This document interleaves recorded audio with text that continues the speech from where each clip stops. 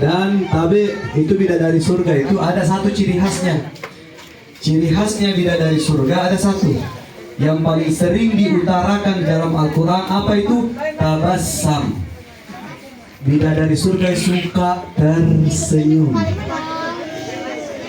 Jadi calon penghuni surga itu selalu tersenyum, walaupun senyumannya tidak dibalas dengan senyuman, tetap dia tulus tersenyum. Insya. Saya ulangi, Assalamualaikum warahmatullahi wabarakatuh.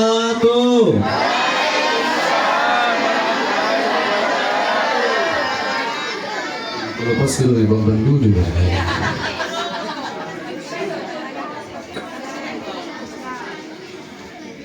Alhamdulillah Rabbil Alamin ala kulli hal. Allahumma salli ala Sayyidina Muhammad wa alihi wa sahbihi Sayyidina Muhammad sahibil busra salatan tubassiruna biha khassah ala almarhum Bapak Alimuddin bin Dengago. Allahumma ghafir lahu warhamhu wa afihi wa afu anhu. Cocok meeting? Dengago. Bapak almarhum Alimuddin bin Dengago.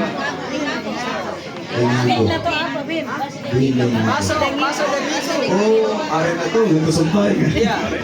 Tapi almarhum Bapak Alimuddin Dengago bin Baso Dengiku. Allahumma ghafir lahu warhamhu wa afihi wa afu anhu. Amin. Amin. Allahumma ja'alhu fikaka minan nar wa itqa minan nar wa hijaba minan nar. Amin. Allahumma warfa darajatahu ma'a Rasulillah. Amin. Kita minta kepada Allah agar almarhum Allah angkat derajatnya bersama Rasulullah. Amin. Didampingi oleh Rasulullah fi barzah, di alam barzah bersama Rasulullah, fi yaumil mahsyar, di hari di mana manusia akan dikumpulkan, akan berada di barisannya Rasulullah. Amin. Amin. Dan insyaallah almarhum fi yaumul hisab, di hari amal ibadah diproses, hari amal ibadah diperhitungkan, almarhum akan didampingi oleh Rasulullah. Amin. Fi yaumul mizan, dan juga di hari yaumul mizan, hari di mana amal ibadah ditimbang. Kalau amal baiknya lebih berat, maka insya Allah dia akan masuk di dalam surga. Dan insya Allah almarhum akan ditemani oleh Rasulullah fi yaumul mizan. Amin. Dan juga di Telaga Al-Kautsar, di telaga seluruh manusia akan ditunggu oleh Rasulullah. Insya Allah almarhum juga ditunggu oleh Rasulullah di Telaga Al-Kautsar. Amin. Dan juga kita minta kepada Allah agar almarhum ketika melewati jembatan Siratul Mustaqim, dari zaman Nabi Adam sampai manusia terakhir, pasti akan melewati jembatan Siratul Mustaqim. Insya Allah Bapak almarhum insya Allah akan didampingi oleh Rasulullah. Amin. Ila jannatul firdaus, sampai di dalam surga bersama Nabi Muhammad, duduk melihat senyumannya Nabi Muhammad, duduk melihat Nabi Muhammad dan mendengarkan suara merdu Nabi Muhammad di dalam surga nanti. Amin. Amin ya rabbal alamin. Itu doaku saya untuk almarhum. Alhamdulillah. Bismillah, Masya Allah, la yasukul khair illallah. Bismillah, Masya Allah, la yasrifus su'a illallah. Bismillah, Masya Allah, ma kana min ni'matin fa min Allah. Bismillah, Masya Allah, la hawla wa la quwwata illa billahil aliyyil azim. Yang saya hormati seluruh bapak-bapak dan seluruh ibu-ibu yang ada di hadapanku, semuanya tanpa terkecuali, dan khususnya juga yang saya hormati ada keluarga besarnya almarhum Bapak Alimuddin, ya, baik itu pasangannya, anaknya, saudaranya, saudarinya, sepupunya, iparnya, tetangganya, sahabatnya, dan orang-orang yang disayangi oleh almarhum. semuanya keluarga besar almarhum Alimuddin. Kita minta kepada Allah agar keluarga besarnya diberikan umur yang panjang. Amin. Allah panjangkan umurnya dengan ketenangan. Amin. Allah panjangkan umurnya dengan kesehatan. Amin. Dan Allah panjangkan umurnya dalam sukses di dunia dan sukses di akhirat. Bahagia di dunia dan bahagia di akhirat. Selamat di dunia dan selamat di akhirat. Amin ya Rabbal. Dan juga yang saya hormati para warga, khususnya ada di belakang ini Bapak Lurah ya. Imam masjid. Oh, imam masjid. Karena Bapak Lurah ya ini. Ini aja. Kita doakan Bapak Lurahnya insya Allah dapat hidayah dan akan datang ke tempat ini. Insya Bapak Lurah atau Ibu Lurah kalau di sini? Oh, Pak Lurah. Kalau daerah aku saya Ibu Lurah. Ya Pak Imam ya. Minta maaf dan juga ada di sini kita punya ada juga Bapak. Minta maaf tapi siapapun yang ada di sini minta maaf. Pemoporan. Nah, bilang orang pare-pare dan pengingat. Saya belum mampu menyebut namanya satu persatu. Ya, minta maaf karena walaupun nama tidak disebut satu persatu tetap kita terhormat. Walaupun nama tidak disebut satu persatu tetap kita berharga. Walaupun nama tidak disebut satu persatu tetap kita mulia. Amin ya Rabbal. Tapi saya ini kembali dapat amanah. Ada amanah dari salah satu guru kita di Al-Adhar di Kairo, Mesir. Sebelum apapun kegiatannya, mari kita mengingat kembali sholawat kepada Nabi Muhammad. Ayo, boleh bersolawat dulu ya. Salatullah salamullah. Semua ikut membaca. Ala Taha Rasulillah.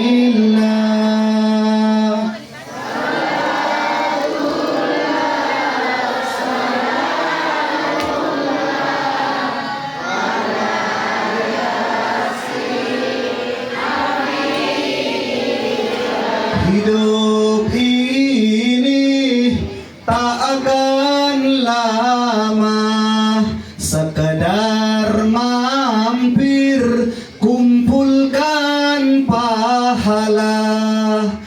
Jangan terpesona, jangan terpedaya, akhirat nanti hidup sebenarnya. Salatullah. Semua ikut membaca.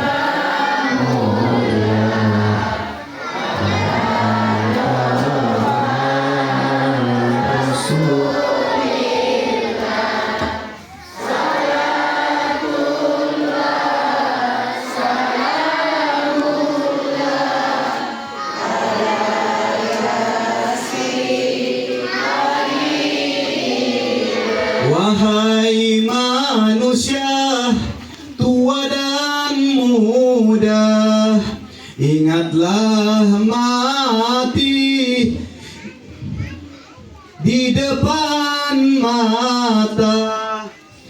Amal mulia masuk ke surga, kalau durhaka masuk. Salatullah salamullah. Semua.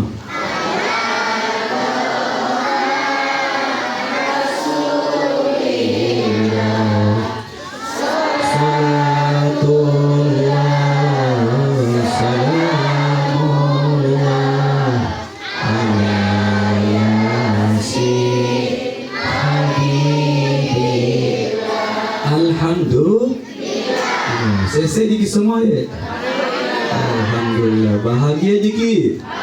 Insya Allah. Insya Allah. Karena bahagia itu batu-batuan nih.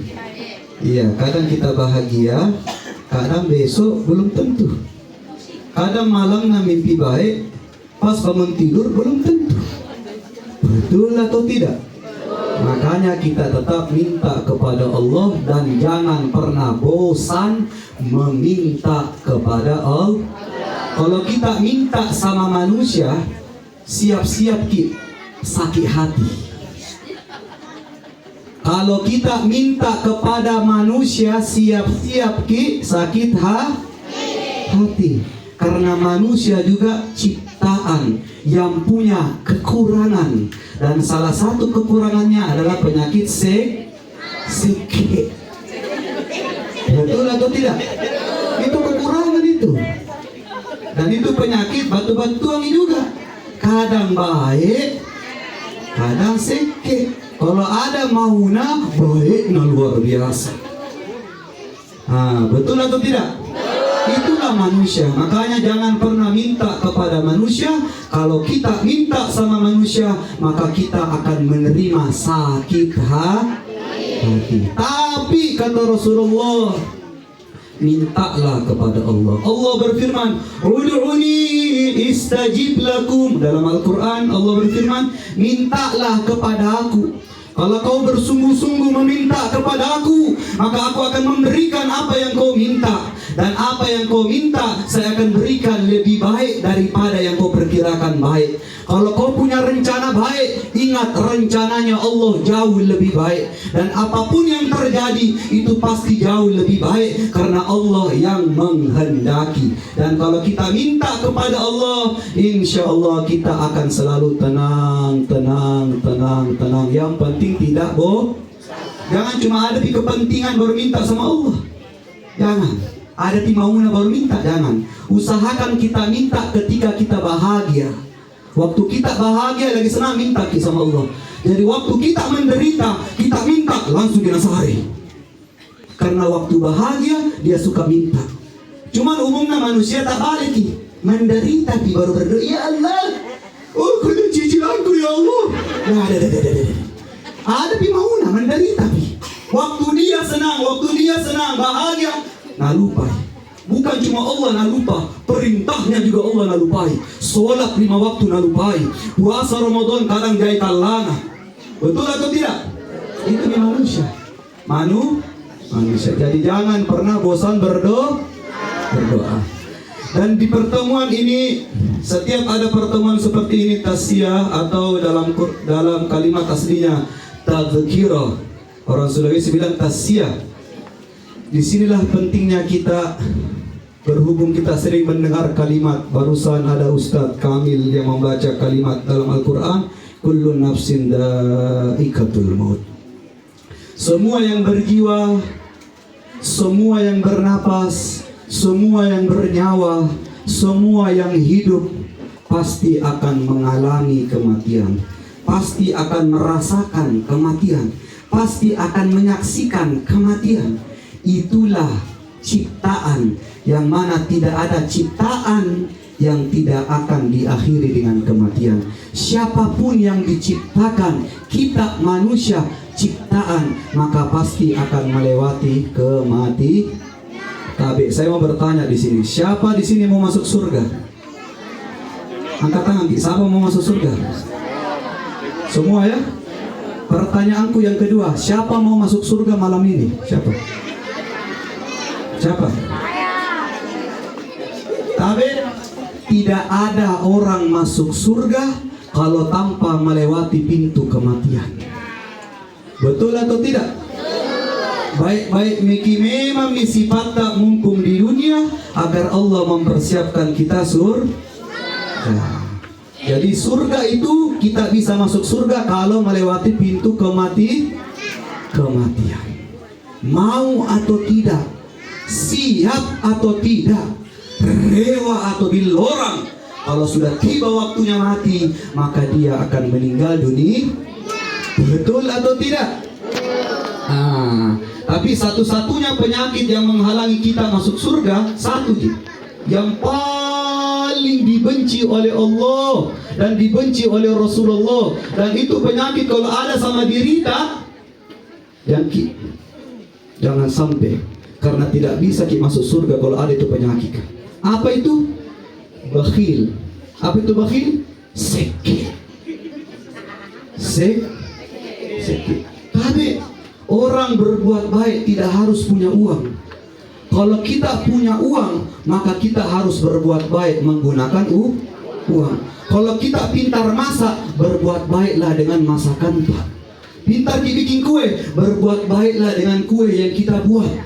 Kalau kita kuat, maka berbuat baiklah dengan tenaga. Bantu tetangga tak, siapapun yang butuh bantuan. Ada lemari diangkat, bantu angkat-angkat lemari. Yang sampai pas jam 2 malam ada orang minta bantuan angkat-angkat jangan dibantu kalau tengah malam. Palukan. Bisa dipahami? Jadi kita bisa menjadi orang dermawan sesuai yang kita punya. Ya, sehingga kita bisa selamat dari penyakit seke. Itu penyakit seke itu bukan banyak sekarang orang salah paham nih. Nah, bilang seke itu selalu berhubungan dengan Tuhan. Tidak. Kita malas tersenyum melihat tetangga atas saja itu termasuk seke. Malas mengucapkan salam ketika ketemu umat Islam. Lewat kita tahu ada orang Islam kanan kiri kita lewat tidak mengucapkan salam termasuk seke. Bisa dipahami? Jadi jangan sampai ada itu penyakit pada diri kita, jangan sampai. Karena itu penyakit yang paling berbahaya yang membuat ahli ibadah masuk neraka. Ahli puasa masuk neraka, ahli haji dan umroh juga masuk neraka kalau punya penyakit betul atau tidak? Bahaya atau tidak? Ayo, astagfirullah Rabbal baraya.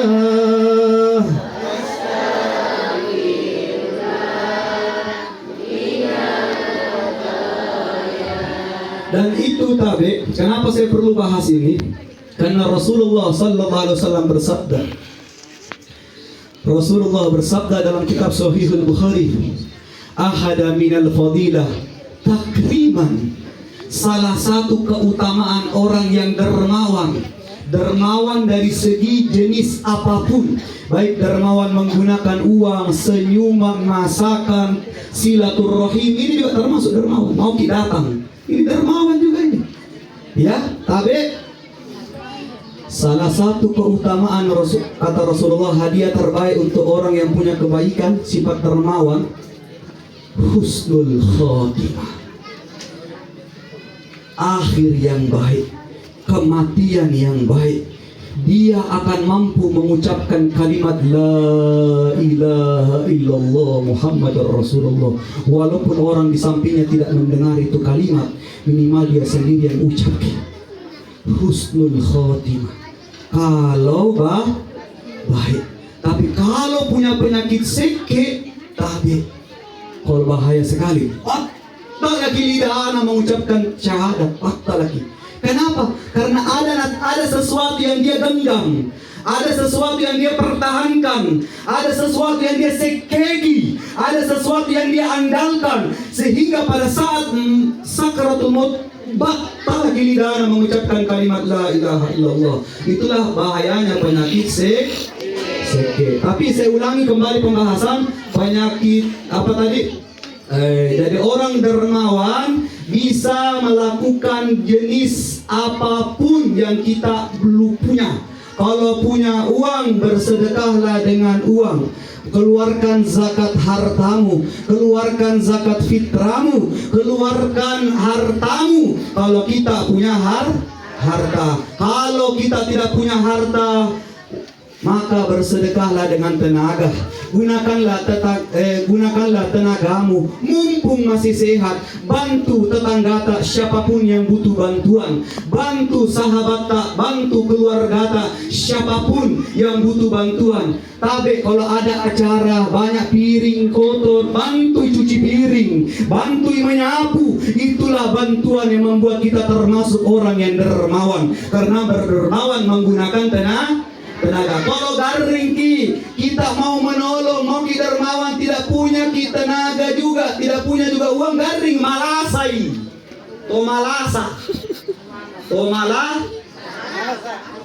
Maka minimal dia dermawan menggunakan doa. doakan dengan doa-doa yang terbaik. Doakan orang-orang yang benar-benar butuh didoakan. Ya, enak atau tidak?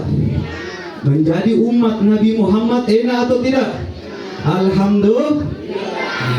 Dan ini nyambung. Ketika ada orang yang meninggal, apa kata Rasulullah? Irhamu ala mayyitikum asyaddu minal mayyit lailatil ula. Kasihani keluarga yang sudah meninggal dunia. Kasihani sahabat yang sudah meninggal dunia. Kasihani tetangga yang sudah meninggal dunia. Kasihani orang-orang yang kita sayangi yang sudah meninggal dunia. Apa kata Rasulullah? Irhamu bis sadaqah. Kasihani dengan sedekah. Ahada minas sadaqah irhamu bil Quran. Kasihani dengan pembacaan Al-Quran. Jadi kita baca Al-Quran. Kalau orang lain status tak, kalau kita orang lain yang mau dibacakan Quran ini bukan keluarga tak, maka niatkan nih, sebut namanya agar manfaat Quran yang kita baca sampai kepada orang yang kita bacakan tadi. Tapi kalau kita ada hubungan keluarga, baik itu anak-anak meninggal di orang tua anak, tidak perlu niat, tidak perlu, karena dia anak darah dagingnya. Apapun yang dia baca, apapun yang dia lakukan, kalau baik semua mengalir kepada orang tuanya yang sudah meninggal dunia.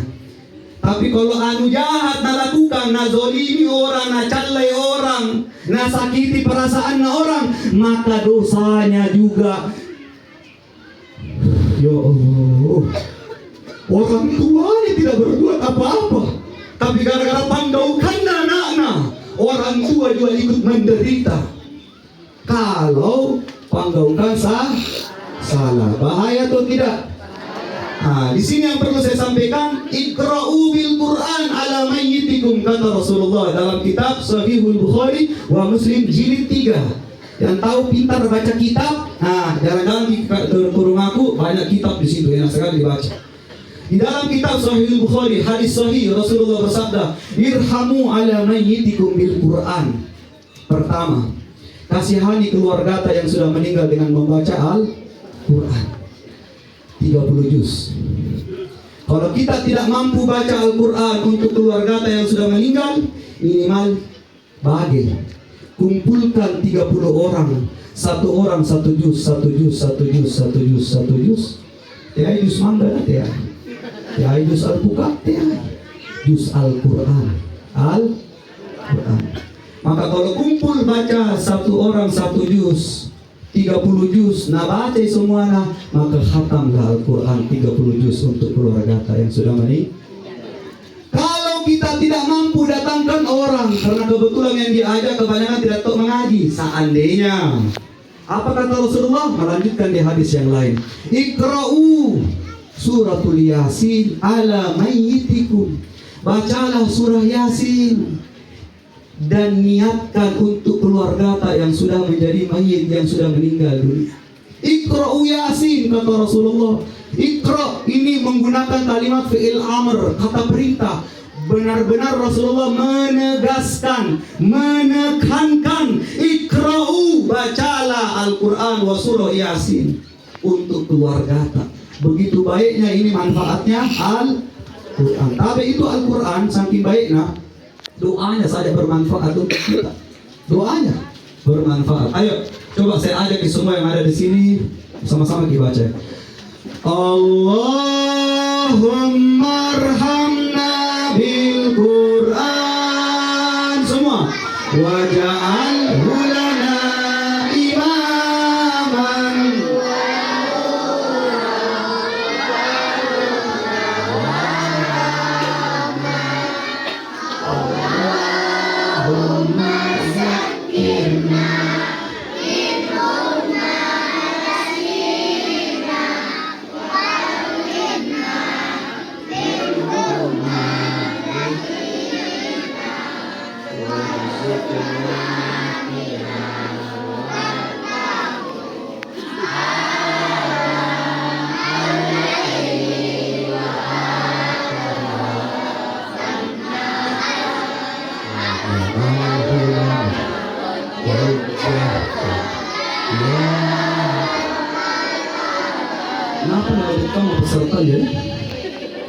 beberapa yang masyarakat di depanku ini lobek.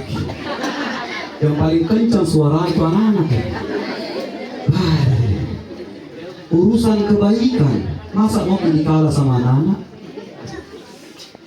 Tapi itu doa Al-Quran, kemungkinan besar kita semua ini kemungkinan ya, setiap dulu waktu kita masih anak-anak, setiap selesai baca Quran kita baca itu doa. Betul atau tidak? Dulu belum ada HP, belum ada televisi. Kalau ada yang punya televisi orang kaya itu. Dulu belum ada motor. Zaman dulu kalau ada yang punya motor orang kaya itu. Dulu layar tancap kalau mau kita nonton. Itu pun rame-rame satu kampung. Kenapa aku tahu? Karena saya lahir di sini. Kusaksikan ini semua dulu. Setiap orang baca Quran, setelah baca Quran, baca itu doa ya. Betul atau tidak? Ayo. Yang ki lobet.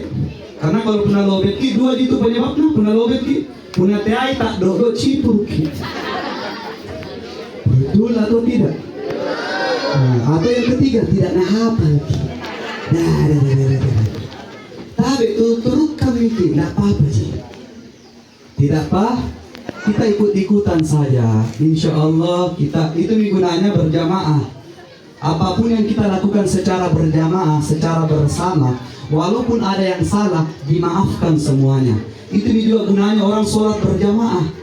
Seandainya ada orang tidak sempurna sholatnya, tidak sempurna baca-bacanya waktu sholat, kalau dia sholat secara berjamaah, semua yang tidak sempurna diterima oleh Allah karena dia melakukan secara bersama-sama, yaitu sholat sama seperti doa. Kalau kita berdoa, seandainya kita berdoa, kemungkinan yang berdoa, wah jangan dosa, Pak butuh, maka kita butuh orang yang mengaminkan. Satu berdoa, yang lain mengaminkan. Di antara kita ini yang berdoa atau yang mengaminkan, seandainya berdosa semua, tetap kita kabul doanya karena kita berdoa secara berjamaah. Tapi bersama-sama itu enak. Masuk surga saja kalau kita masuk surga. Tapi kalau sekarang dijamin kita masuk surga, mau atau tidak? Tapi sendirian ki di dalam surga, mau atau tidak? Tapi masuk surga tapi sendirian ki, mau atau tidak?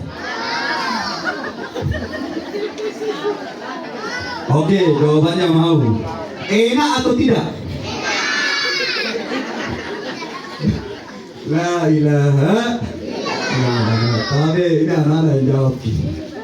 Masuk surga, walaupun kita mau masuk surga, kalau kita masuk sendirian, bagaimanapun hebatnya surga, bagaimanapun enaknya surga, kalau sendirian di kale-kalenta, aleleta, tetap tidak enak.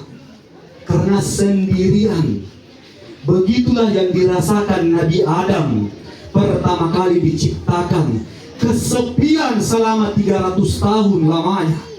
Karena surga memang tidak enak kalau sendiri. Makanya kita masuk surga itu jangan sendiri-sendiri. Berbuat baik jangan sendiri-sendiri. Ajak kita teman-teman, sahabat, keluarga, berbuat baik agar masuk surganya bersama-sama. Masuk surganya berjamaah. Karena itu nih enaknya masuk surga. Tapi kita makan, setiap hari kita makan. Bagaimanapun enaknya itu makanan, kalau sendirian dimakan tetap tidak enak. Tapi kalau ada makanan nasi sama tempe plus kecap, nasi, tempe, kecap, tapi kita makan rame-rame, bagaimana rasanya? Enak. Karena semua jenis berjamaah, semua jenis bersama-sama, semuanya nikmat. Makanya jangan pernah sendiri-sendiri melakukan kebaikan. Ajak teman-teman ajak keluarga sahabat untuk melakukan kebaikan secara bersama, termasuk sholat berjamaah. Betul atau tidak? Siap melakukan atau tidak? Alhamdulillah. Sekarang kita ulangi lagi doa Al-Quran. Allahumma hamna bil Quran. Semua. Waj'alhu lana imaman wa nuran. Berapa menit? Oh, siap.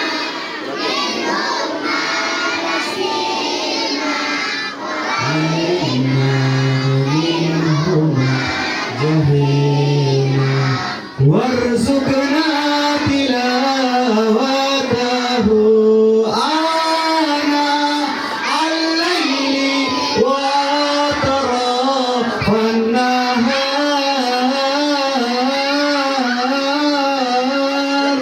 waj'alhu lana hujjatan ya Rabbal Alamin. Alhamdulillah. Itu doa Al-Quran yang bermakna Allahumma ya Allah, Allahumma arhamna ya Allah, rahmati kami.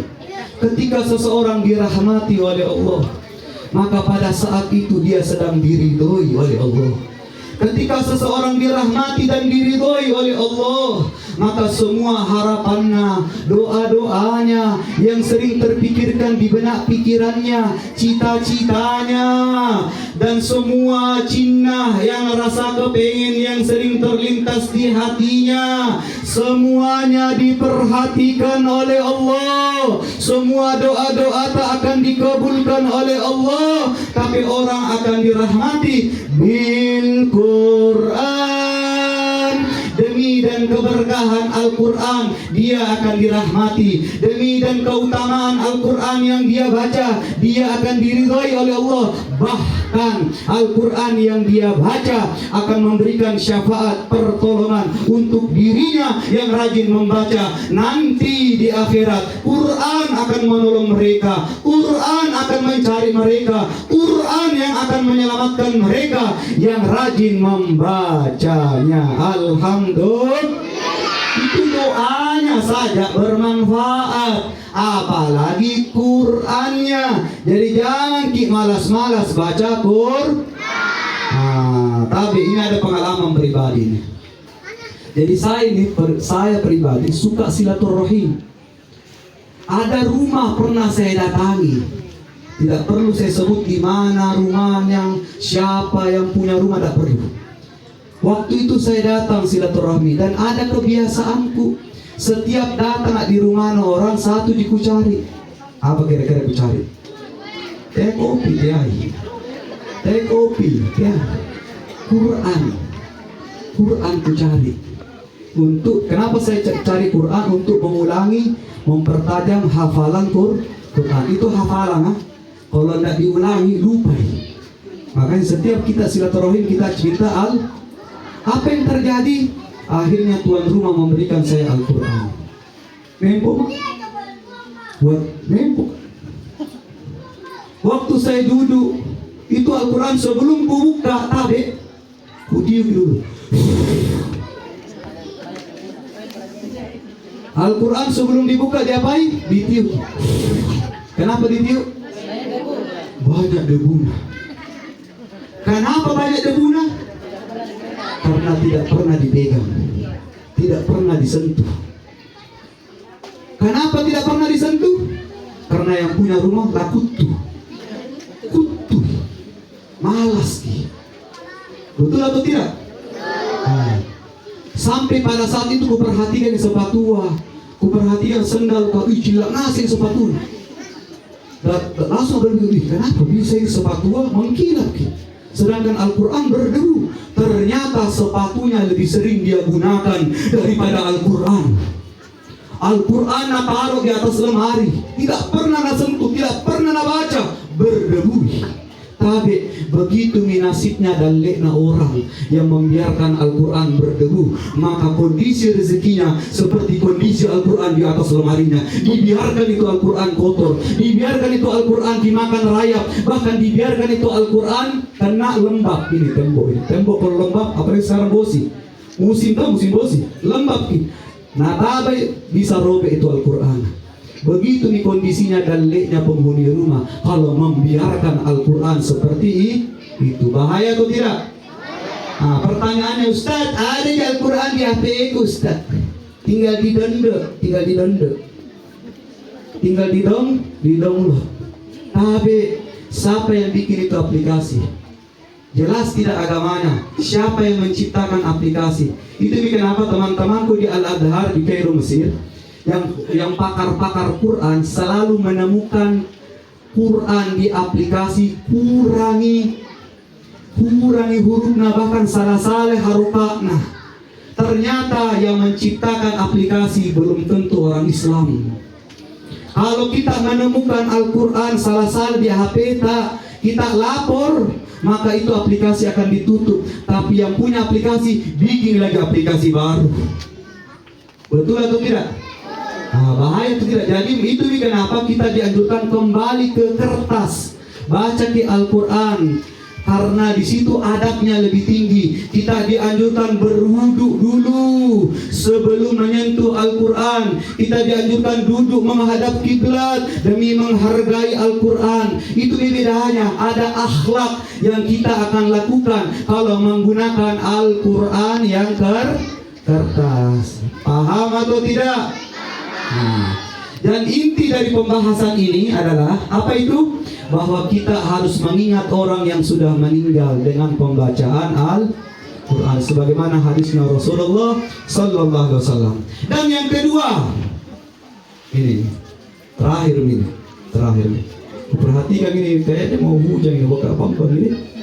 Mungkin terlalu banyak baju pakai jadi bambu. Tapi lanjut atau tidak? Yang kedua, setelah orang dijamin husnul khotimah karena sifat dermawan, termasuk dia dermawan karena mau membaca Al-Quran, sifat dermawan karena mau membaca Al-Quran demi keluarganya yang sudah meninggal, dia mau melakukan kebaikan, melakukan semua jenis-jenis kebaikan demi keluarganya, keselamatan keluarganya yang sudah meninggal, maka orang yang dermawan tersebut mendapatkan jaminan husnul khotimah. Yang kedua, orang yang dijamin husnul khotimah yang kedua apa itu? Bitawadu. Apa itu tawadu? Bu, Pak, apa itu tawadu? Tiai ketawa dulu, tiai. Apa itu tawadu? Rendah hati. Al-Quran menggunakan kalimat tawadu yang bermakna rendah hati. Itu rendah hati, orang yang punya sifat rendah hati itu dijamin husnul khotimah, dijamin matinya baik, dijamin masuk surga, dijamin hidupnya baik. Makanya orang yang rendah hati akan selalu mengalah setiap ada masalah. Orang yang rendah hati, anak yang rendah hati akan selalu menghargai dan menghormati kedua orang tuanya. Istri yang rendah hati akan selalu memuliakan suaminya. Suami yang rendah hati akan selalu memperhatikan isi makna hati istrinya. Suami yang rendah hati akan peduli dengan istri dan anak-anaknya.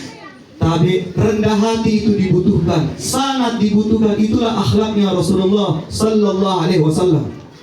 Dan dengan rendah hati, murid akan menghargai orang tua guru-gurunya. Dengan rendah hati, guru akan selalu memperhatikan murid-muridnya. Dengan rendah hati, semua jenis kebaikan akan dilakukan. Bukankah Allah berfirman, wa ahsin, kata Allah, kama ahsanallah ilaika.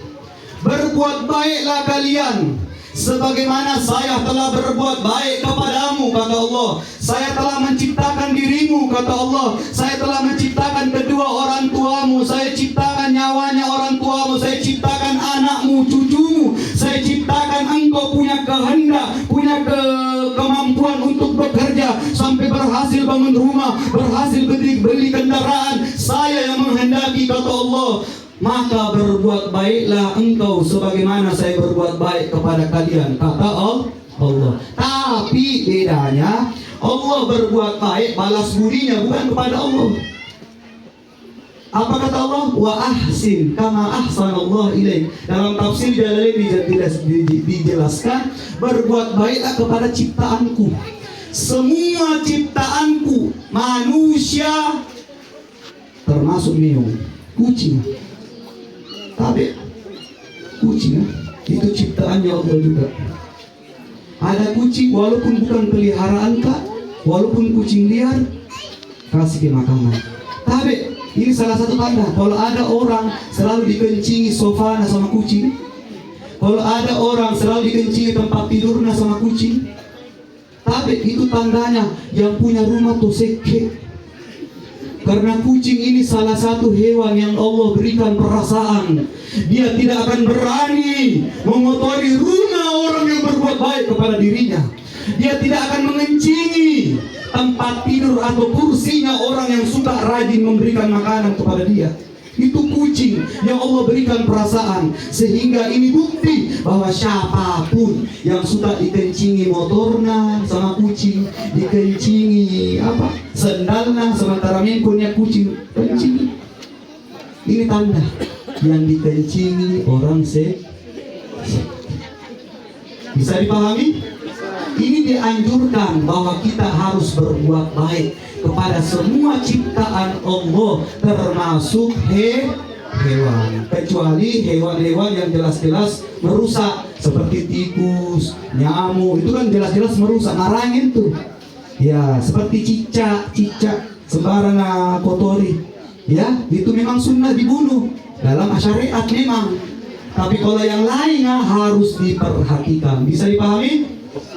Tapi semua kebaikan seperti itu bisa dilakukan kalau kita rendah hati. Dengan rendah hati kita akan berusaha memperhatikan siapapun yang kita akan perhatikan, walaupun yang kita perhatikan orang-orang yang tidak pernah peduli kepada kita, walaupun yang kita perhatikan orang-orang yang tidak tahu terima kasih, walaupun yang kita perhatikan orang-orang yang tidak tahu berbuat baik, maka tetap kalau kita rendah hati maka kita akan terus berbuat baik, dan kita yang rendah hati tidak akan pernah bosan berbuat baik.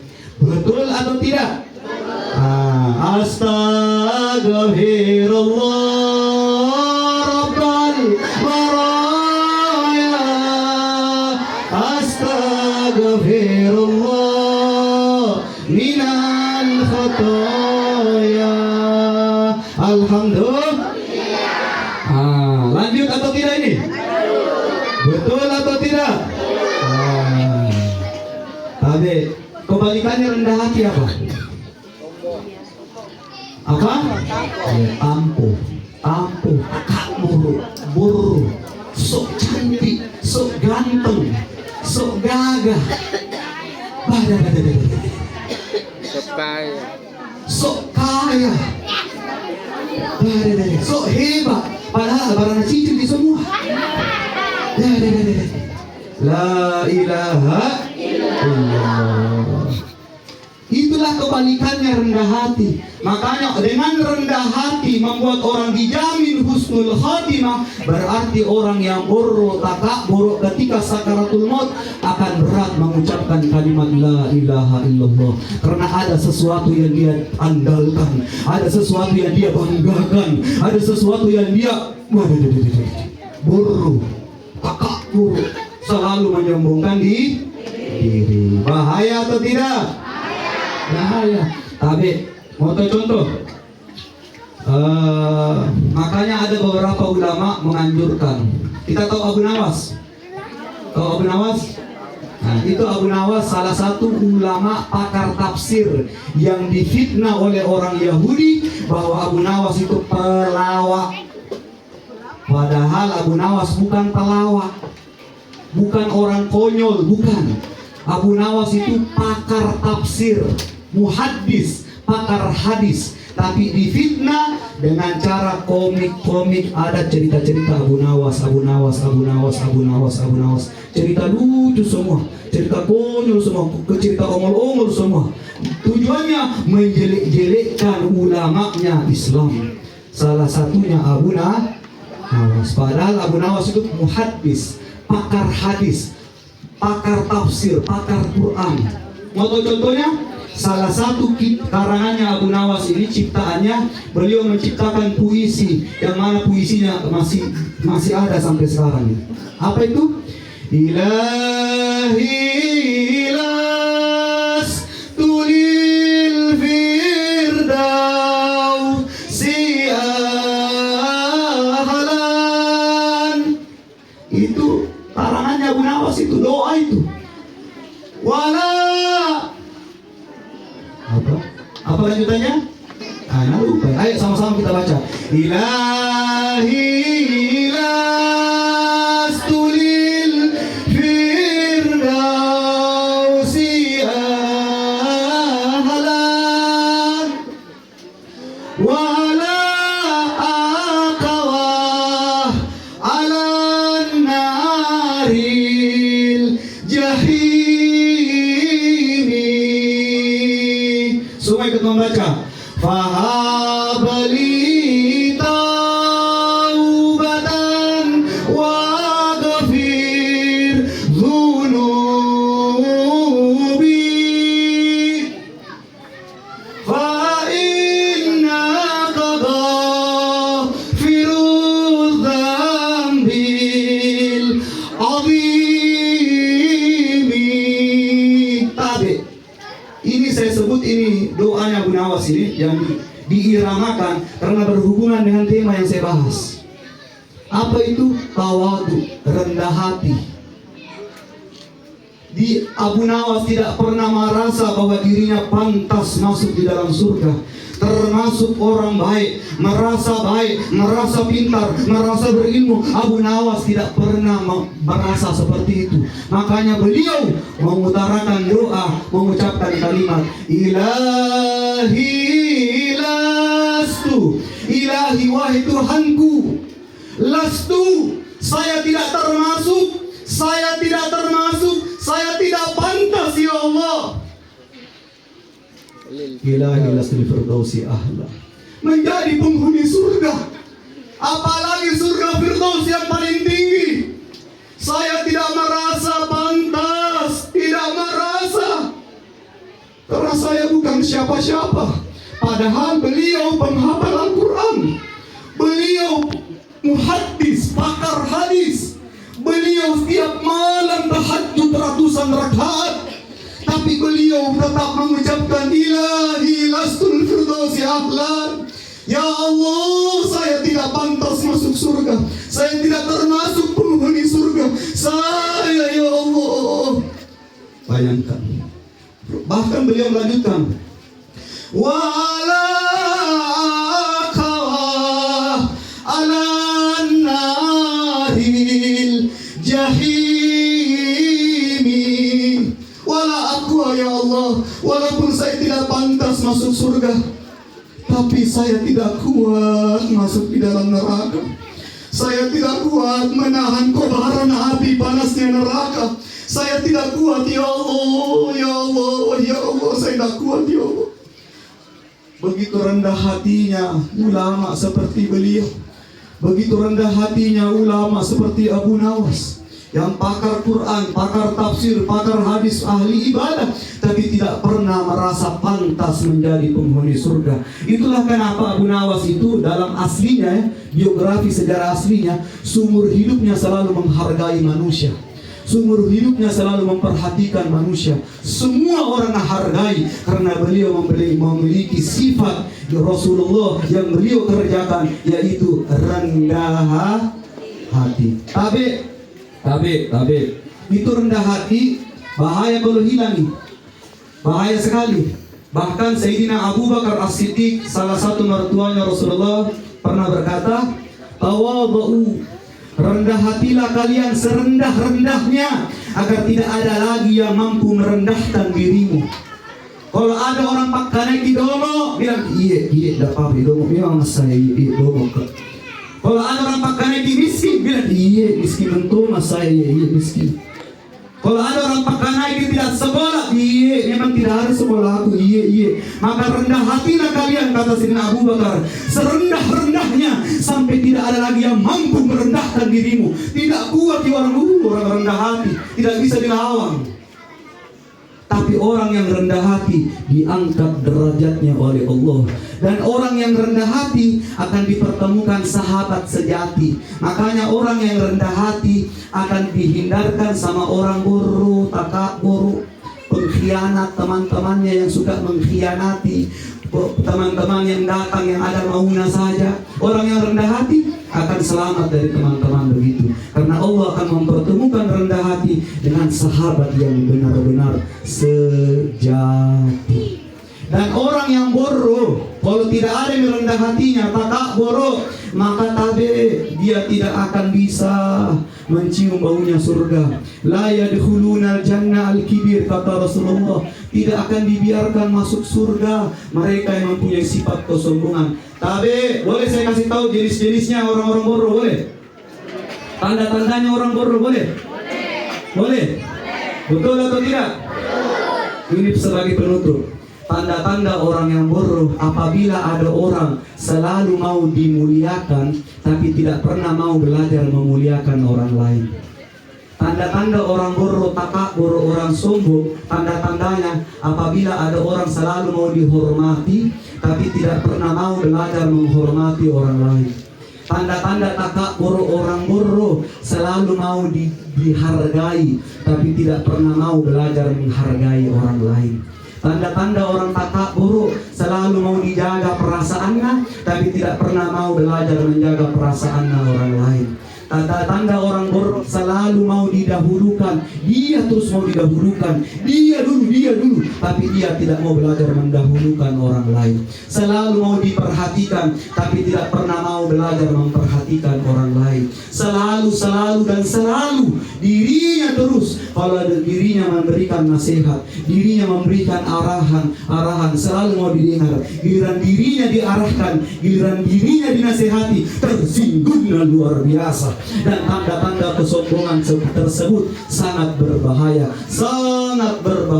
Kalau itu sifat bodoh seperti itu, tanda-tanda terakhir. Mau tahu tanda terakhir? Apabila ada orang napakkanai orang lain bodoh, orang lain terus napakkanai bodoh teman baru. Bodoh. Orang lain napakkanai sekian juga ada. Semua orang napakkanai. Tapi orang yang suka menghina tersebut adalah orang yang paling bodoh di dunia. Karena dia berani menghina ciptaannya Allah. Dia berani menilai ciptaannya Allah. Itulah orang bodoh yang sesungguhnya. Selalu orang lain dia koreksi, tapi lupa mengkoreksi dirinya sendiri. Na'udzubillahi min dzalik. Mumpung dari saat ini, mari kita sama-sama istighfar kembali, minta maaf dan minta ampun kepada Allah. Mudah-mudahan kita semua bisa mengamalkan apa yang saya sampaikan, yaitu selalu rendah hati dan selalu belajar menjadi orang dermawan, yaitu orang-orang yang selalu belajar memberi sebelum diberi, selalu memperhatikan sebelum diperhatikan, selalu menghormati sebelum dihormati. Insya Allah kita semua akan dapat jaminan menjadi calon penghuni surga dan akhir hayat dapat jaminan husnul khotimah. Dan kembali kita doakan keluarga besar almarhumah agar Allah berikan ketabahan.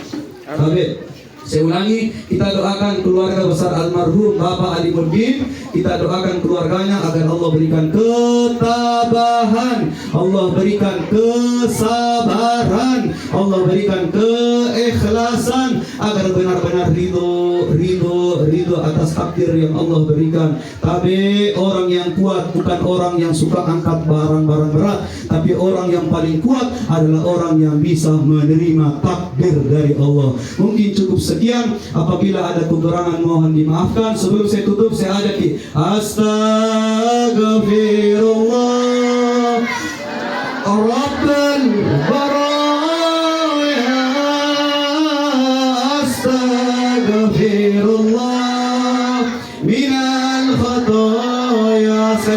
Astaghfirullah Rabbal baraya. Astaghfirullah. Sekali lagi. Astaghfirullah Rabbal. Astaghfirullah minal khataya. Mungkin cukup sekian. Sekali lagi mohon maafkan saya kalau ceramahku terlalu lama. Maafkan saya kalau ada salah paham, salah ucap, maafkan. Karena sumber masalah itu banyak.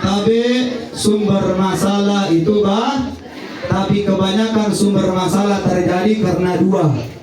Apa itu? Kalau tidak salah dengar, salah bicara. Jadi saya pribadi minta maaf yang sebesar-besarnya. Sekian. Assalamualaikum warahmatullahi wabarakatuh.